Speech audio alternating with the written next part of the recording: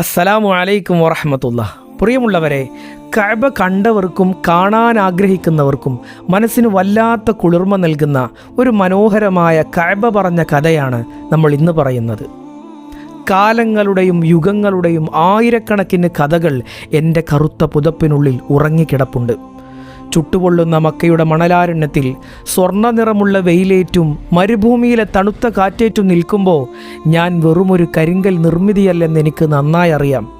ഞാൻ ഭൂമിയിലെ ആദ്യത്തെ ഭവനമാണ്. കോടിക്കണക്കിന് മനുഷ്യരുടെ കണ്ണുനീരും പ്രാർത്ഥനകളും പ്രതീക്ഷകളും ഏറ്റുവാങ്ങിയ കഅബയെന്ന് പറയുന്ന മഹത്തായ നിർമ്മിതി.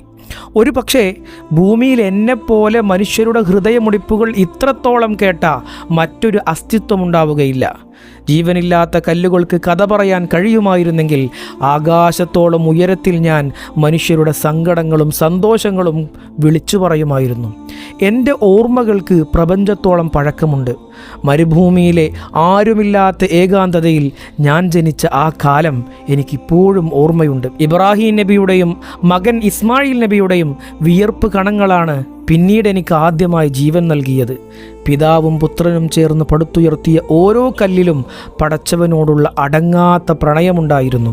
എന്നെ പണിയുമ്പോൾ ഇബ്രാഹിം നബിയുടെ ചുണ്ടുകൾ മന്ത്രിച്ച പ്രാർത്ഥനകൾ ഇന്നും എൻ്റെ അടിത്തറയിൽ അലിഞ്ഞു ചേർന്ന് കിടപ്പുണ്ട്.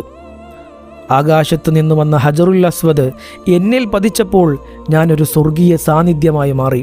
അന്നു മുതൽ ഞാൻ മനുഷ്യർക്കായി കാത്തിരിപ്പ് തുടങ്ങി. കാലങ്ങൾ കടന്നുപോയി. ഒരുപാട് മാറ്റങ്ങൾ ഞാൻ കണ്ടു.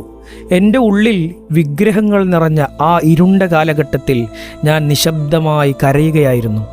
എന്നെ നിർമ്മിച്ച ലക്ഷ്യത്തിൽ നിന്ന് മനുഷ്യർ വ്യതിചലിച്ചപ്പോൾ ആ കരിങ്കല്ലുകൾക്കുള്ളിൽ എനിക്ക് ശ്വാസം മുട്ടി. എന്നാൽ ഒരു നാൾ ആ ഇരുട്ടെല്ലാം മാറി. ലോകത്തിൻ്റെ പ്രകാശം മുഹമ്മദ് മുസ്തഫ സല്ലല്ലാഹു അലൈഹി വസല്ലമ തങ്ങളുടെ അടുത്തേക്ക് വന്നു. അദ്ദേഹത്തിൻ്റെ സ്പർശനത്താൽ ഞാൻ വീണ്ടും പരിശുദ്ധിയുള്ളതായി മാറി. സത്യത്തിൻ്റെ വെളിച്ചം എൻ്റെ മുറ്റത്ത് നിറഞ്ഞപ്പോൾ ഞാൻ ആശ്വാസത്തോടെ നെടുവീർപ്പിട്ടു. എൻ്റെ മുകളിൽ കയറി നിന്ന് ബിലാൽ റളിയല്ലാഹു അൻഹു തൻ്റെ ഘനഗംഭീരമായ ശബ്ദത്തിൽ ആദ്യമായി ബാങ്ക് വിളിച്ചപ്പോൾ ആ ശബ്ദം കേട്ട് എൻ്റെ കരിങ്കല്ലുകൾ പോലും രോമാഞ്ചമണിഞ്ഞു. ആ നിമിഷം മുതൽ ഞാൻ ലോകത്തിൻ്റെ കേന്ദ്രമായി മാറി. ഇന്ന് ഞാൻ കൗതുകത്തോടെയും അത്ഭുതത്തോടെയും നോക്കി നിൽക്കുകയാണ്. ലോകത്തിൻ്റെ നാനാഭാഗത്തു നിന്നും മഴത്തുള്ളികൾ പോലെ ഒഴുകിയെത്തുന്ന മനുഷ്യർ എൻ്റെ മുറ്റത്ത് നിൽക്കുമ്പോൾ രാജാവും ദരിദ്രനും വെളുത്തവനും കറുത്തവനും ഒരുപോലെയാണ്. അവരുടെ ഭാഷകളോ ദേശങ്ങളോ സ്ഥാനമാനങ്ങളോ എനിക്കറിയില്ല. വെറും 2 കഷ്ണം വെള്ളത്തുണി മാത്രം ധരിച്ച് അവർ എൻ്റെ ചുറ്റും വലയം വെക്കുമ്പോൾ അവരുടെ ജീവൻ്റെ തുടിപ്പുകൾ എനിക്ക് കേൾക്കാൻ കഴിയും. വലിയ തിരക്കുകൾക്കിടയിലും എന്നോട് ചേർന്ന് നിന്ന് അവർ പൊട്ടിക്കരയുമ്പോൾ എൻ്റെ കറുത്ത കിസ്വ അവരുടെ കണ്ണുനീരാൽ നനയാറുണ്ട്. എത്രയെത്ര സങ്കടങ്ങളാണ് ഈ മനുഷ്യർക്ക് പറയാനുള്ളത്. തങ്ങളുടെ പാപഭാരങ്ങൾ ഇറക്കി വെക്കാൻ, തകർന്നടിഞ്ഞ ഹൃദയങ്ങൾ തുന്നിച്ചേർക്കാൻ, മക്കളെക്കുറിച്ചുള്ള ആദികൾ പങ്കുവെക്കാൻ, രോഗങ്ങളിൽ നിന്ന് മുക്തി നേടാൻ, അങ്ങനെ തീരാത്ത സങ്കടങ്ങളുമായാണ് അവർ എൻ്റെ മുന്നിൽ വന്നു നിൽക്കുന്നത്. സ്വന്തം വീടും നാടും ഉപേക്ഷിച്ച് ആയിരക്കണക്കിന് മൈലുകൾ താണ്ടി എന്നെ ഒരു നോക്ക് കാണാൻ മാത്രം വരുന്ന ആ കണ്ണുകളിലെ തിളക്കം കാണുമ്പോൾ എനിക്ക് വല്ലാത്തൊരു വാത്സല്യം അവരോട് തോന്നാറുണ്ട്. എന്നെ നോക്കി നിൽക്കുമ്പോൾ പലരുടെയും ചുണ്ടുകൾ വിറക്കുന്നുണ്ട്. കണ്ണുകളിൽ നിന്ന് ധാരധാരയായി കണ്ണുനീർ ഒഴുകുന്നുണ്ട്. എന്തിനാണ് അവരിങ്ങനെ കരയുന്നത്? ചിലപ്പോൾ എനിക്ക് വല്ലാത്തൊരു കൗതുകം തോന്നാറുണ്ട്. ഈ മനുഷ്യർക്ക് എന്നിൽ എന്താണ് കാണാൻ കഴിയുന്നത്? ഞാനൊരു മാന്ത്രിക വസ്തുവല്ല.